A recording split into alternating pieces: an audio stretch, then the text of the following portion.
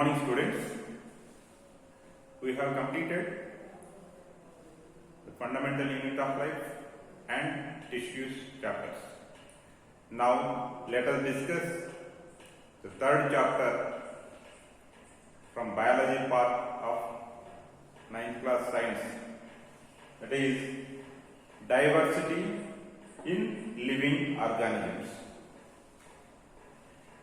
We already know what is a living organism. A living organism is something which is having life within it, not being pumped from any artificial source, which is having the structure that is made up of organic molecules naturally. Okay. On this earth, in the nature, we find many different types of living organisms. We know what is diversity. Diversity is the condition of having many different types of forms related to a particular subject. Here we are talking about living organisms.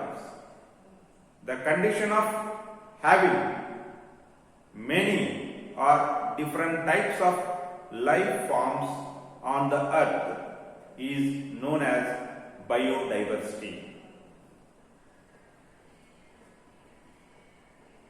What does it mean by different life forms or different living organisms?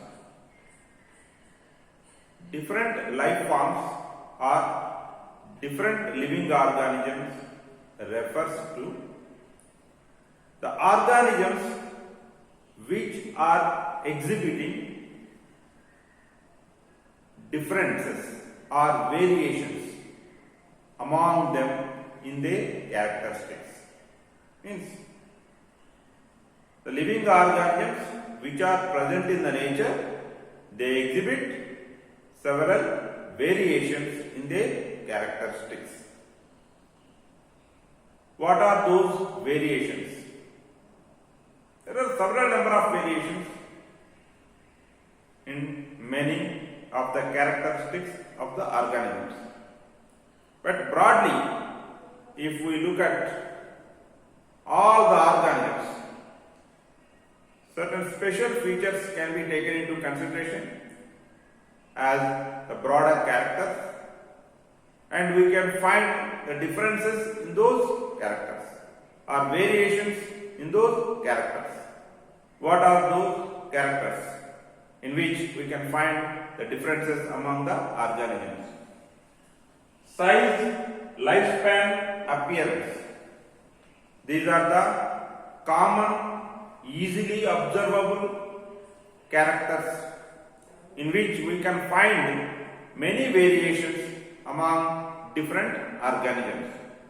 As we are finding many variations in the organisms, we are just referring them as different organisms.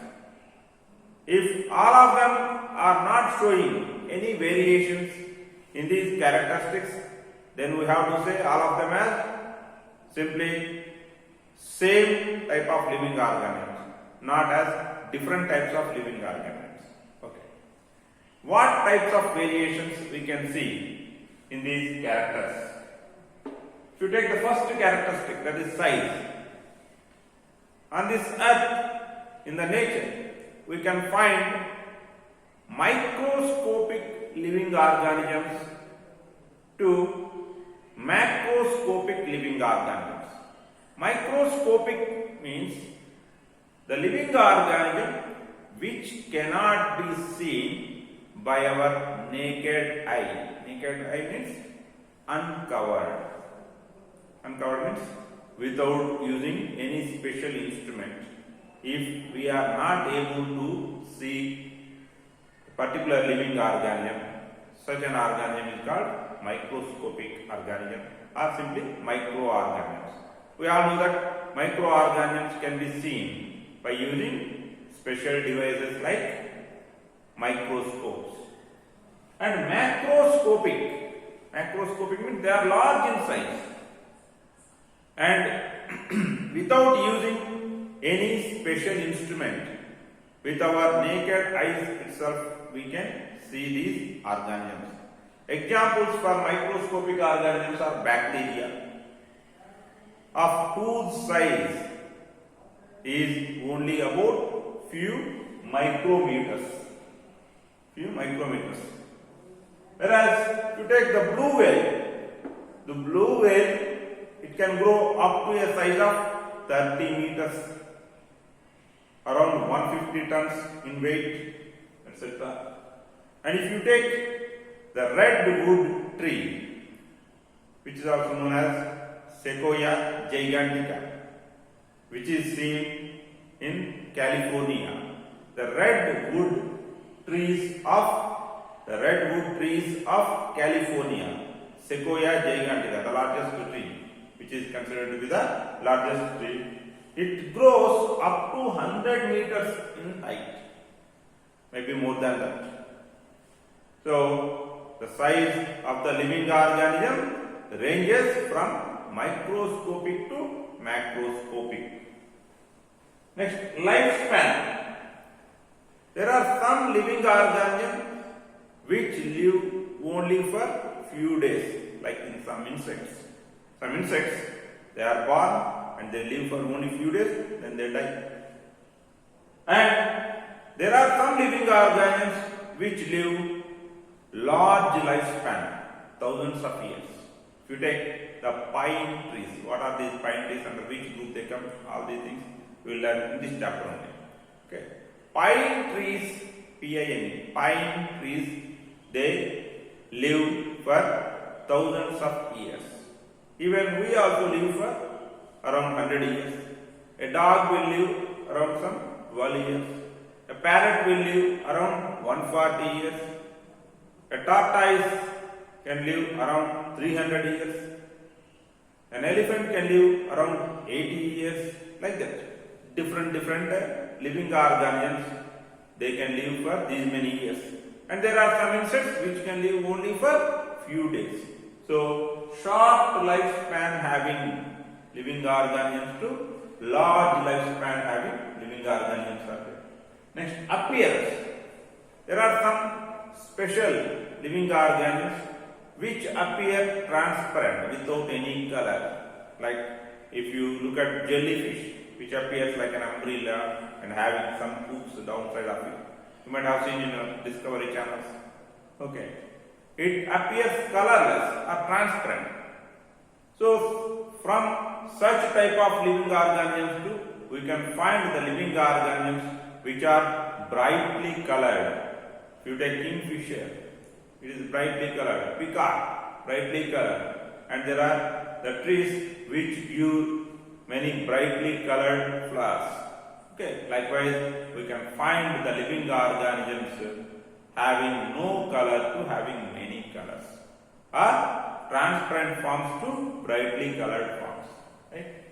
So, all these differences having these many different types of living organisms, all of them have developed or evolved over a period of many millions of years.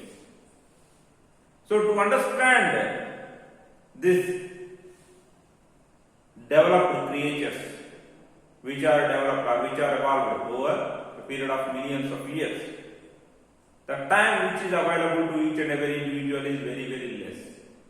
If we study one by one of each and every creature, then we may not be able to understand the structural features or functional features of these organisms in the short span of time.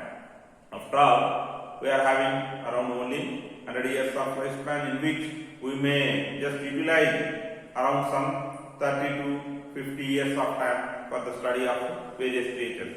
So, all these creatures have evolved over millions of years. This much of development, if it has to be understood within the short span of only 50 years, it is very difficult if we study all these organisms one by one. Then, how to just study these organisms? how to study these organisms easily. In order to make our study easier, instead of studying these organisms one by one, if we make these organisms into several groups, if we classify these organisms into several groups, then our study can be made easier within the given small span of time. Right? How can we classify the organisms into different groups? We can classify the organisms into different groups by using similarities. By using similarities. Similarities in what? Similarities in the characteristics of living organisms. By using the similarities in the characteristics of living organisms, organisms can be made into different classes or different groups. Okay. How to make these groups? Can we make the groups of the organisms by just catching them randomly? No, we cannot. We have to make the relevant groups in an order. Okay. To make the relevant groups in an order. So, in order to make the relevant groups in an order, how to consider the characteristics? Characteristics also have to be taken in an order. Characteristics also have to be taken in an order. In a particular order only we have to take. So, for that, we have to take the characteristics like the most fundamental characteristics first, followed by the remaining levels of characteristics. What does it mean by most fundamental characteristics? And what is the significance of the most fundamental characteristics? The most fundamental characteristics, the similarities in the most fundamental characteristics are taken into consideration in order to make the broader groups, the main broader groups of the living organisms. The significance of taking the most fundamental characteristics in the classification of living organisms is the most fundamental characteristics are used to make the main broader groups of living organisms. Okay, so the first groups, broader groups are made by using the most fundamental characteristics. And these characteristics are self-reliant, independent. They do not depend on any other characteristics. How any character can be considered like a independent, self-reliant. All those things in the next session we will discuss. Okay. So whatever it may be, the most fundamental characteristics are used for what? To make the first level groups or the main broader groups. And by taking the next level, little less important characteristics, the smaller subgroups can be made under the main broader groups. First, main broader groups are made. Broader group 1, broader group 2, broader group 3, like this. The main broader groups are made out of all these living organisms. Taking what? Based on the most fundamental characteristics. Then, under each main broader group, by taking the less important characteristics, you can form subgroups. Under this main broader group 1, you can see subgroup 1, subgroup 2, subgroup 3, etc. This is only example. Not compulsorily only 3 subgroups are present, or less than 3, or more than 3 are present. Based on the group, okay, there may be different number of subgroups. Here under broader group 2, again subgroup 1, subgroup 2, subgroup 3. Broader group 3, again under this subgroup 1, subgroup 2, subgroup 3, etc. How these subgroups are made? Based on the less important characteristics. So, many scientists have tried to classify the organisms into different groups. For example, Aristotle is considered as father of biology. Okay, he is considered as father of biology. He has classified the organisms into 3 groups: air living, water living, and land living. But that classification has become invalid due to its ambiguity. Ambiguity means not having any clarity. Because air living organisms, only their habitat where they just fly. That is only the common place. That is only the similarity among those organisms. Other than that, there are many differences. Insects and birds are they same? No, they are not same. Okay, and bat and birds are they same? No, they are not same. Next, aquatic living organisms. Blue whale and fishes are they same? Octopus and blue whale, is it same? No, they are different. Land living animals, humans and snakes are they same? No, right? Frogs and snakes are they same? No, they are not same. Likewise, other than sharing a common habitat, this classification is not showing any other similarities, or it is showing many dissimilarities of the same habitat having animals. So only Aristotle's classification has been made null and void. Okay, means it has not taken into consideration. Next. So far we are discussing most fundamental characters, less important characteristic like this. What is this characteristic first? Characteristic, the word characteristics, it refers to the details of appearance. The word characteristics refers to the details of appearance. Appearance means structure and behavior. Behavior means function. So simply to speak, details of form and function of the living organisms are referred as characteristics. If different living organisms are sharing same characteristics, then all of them can be kept under one group. So, by taking the most fundamental characteristic, already we have discussed what is the most fundamental characteristic. The characteristics which are independent of any other characteristics. Independent of any other characteristics in their effects. Effects means giving out the structure and giving out the function. Right? So, the characteristics which are independent of any other characteristics in their effects on the form and function. Just now I told you. In giving out the form, that is structure, and giving out the function. These characteristics are known as the most fundamental characteristics. And these fundamental characteristics, the most fundamental characteristics, are used to make the first level of main groups, the main broader group, that is level 1 groups. Next, the characteristics in the next level would be dependent on these fundamental characteristics and form the basis to make the next level groups, that is level 2. And the characteristics in the subsequent level, means after the level 2, in the subsequent level, okay, the characteristics are used, okay, which are dependent not directly on the most fundamental characteristics but on the previous level characteristics. In this way, a hierarchy of mutually related characters can be made. A hierarchy of mutually related characteristics can be made first, and this hierarchy of mutually related characteristics, it can be used for classifying the organisms into different groups.